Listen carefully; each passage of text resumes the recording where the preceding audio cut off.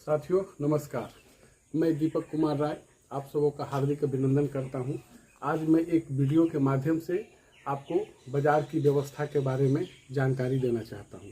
साथियों, हम सब कस्टमर हैं, अपनी ज़रूरत के सामान को खरीदने के लिए बाज़ार जाते हैं। हम बाज़ार में किसी न किसी शॉप से उस प्रोडक्ट को हम परचेज करते हैं। जैसे इसको एक उदाहरण से हम समझाना चाहते हैं। मान लीजिए कि हम एक कस्टमर हैं और अपने ज़रूरत के सामान खरीदने के लिए बाज़ार के किसी दुकान पर हम जाते हैं। उस दुकानदार को हम लोग रिटेलर कहते हैं। इसको ऐसे समझा जाए, मान लीजिए किसी वस्तु की कीमत हम 100 रुपया पे किए, तो 100 रुपया हम किसको दिए? रिटेलर को दिए।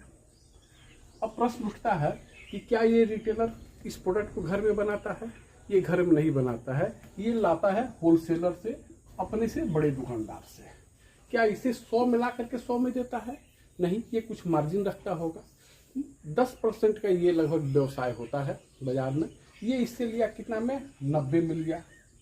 अब होलसेलर भी घर में नहीं बनाता है, होलसेलर लाता है एजेंसी से। एजेंसी से लाया कितना में? ये 80 में। एजेंसी भी घर में नहीं बनाता है, ये लाता है CNF से, जो सबसे बड़ा दुकानदार होता है ना। CNF से कितना में लाया? ये 70 में लाया। और CNF लाती है डायरेक्ट कंपनी से, जो कि प्रोडक्ट को मैन्युफैक्चरिंग करती है। कंपनी को कितना पे किया?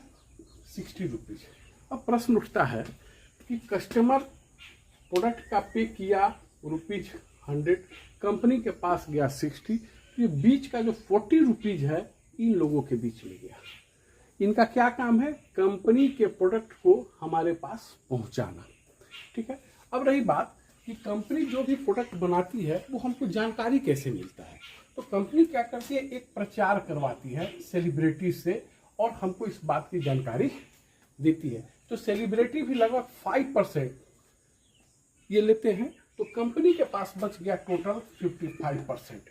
अब देखिए, हमने यहाँ पे किया 100% और कंपनी के पास पहुंचा 55%। 45% पैसा इन बिचौलियों के बीच और ये सेलिब्रिटी जो प्रचार करने वाले हैं इनके बीच किया। इस गौर से अगर देखा जाए तो इस घटनाक्रम में 4 काम हो रहा है। पहला हो रहा है बनाने का काम, बनाने वाला जिसको हम लोग कंपनी कहते हैं। दूसरा होता है पहुंचाने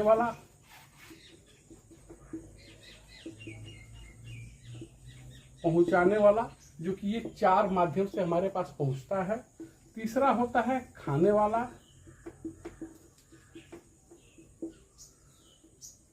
मैंने यूज करने वाला, जो कि कस्टमर होते हैं। और चौथा होता है बताने वाला, जो कि ये प्रमोटर, प्रचारक होते हैं।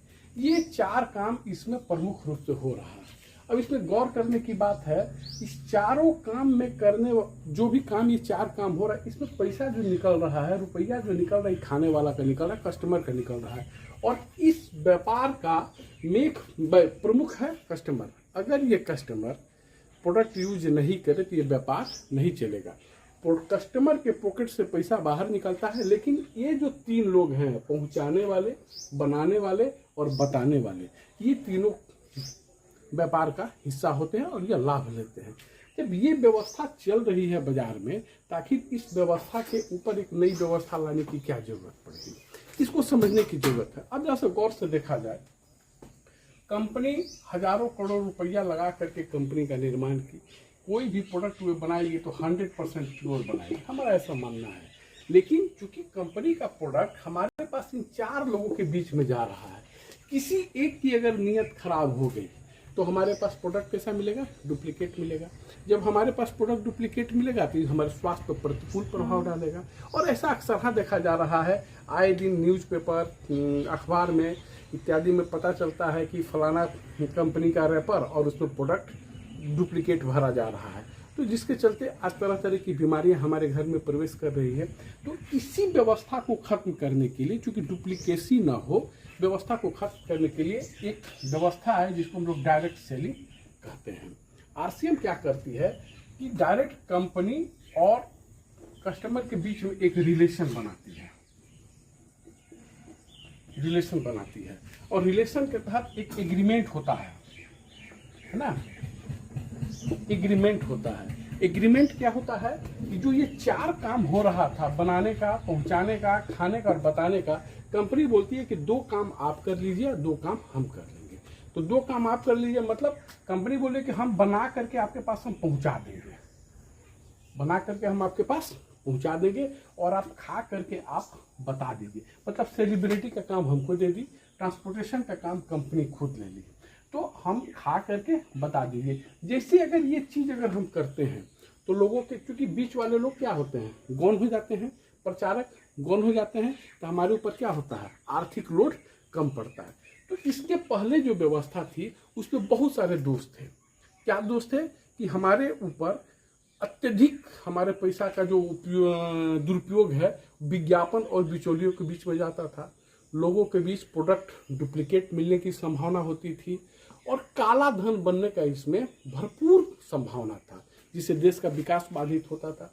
काला धन मतलब कि प्रोडक्ट की बिलिंग नहीं होती थी, लेकिन जैसे इस व्यवस्था के ऊपर ये व्यवस्था आई 100% प्रोडक्ट का बिलिंग होने लगा, जिससे काला धन बनने की संभावना बिल्कुल खत्म हो गई और देश के विकास में हम सहायक हो गए, बाधक नहीं हो गए। इसलिए इस व्यवस्था को स्वीकार करने की जरूरत है। Thank you. जय आर सी।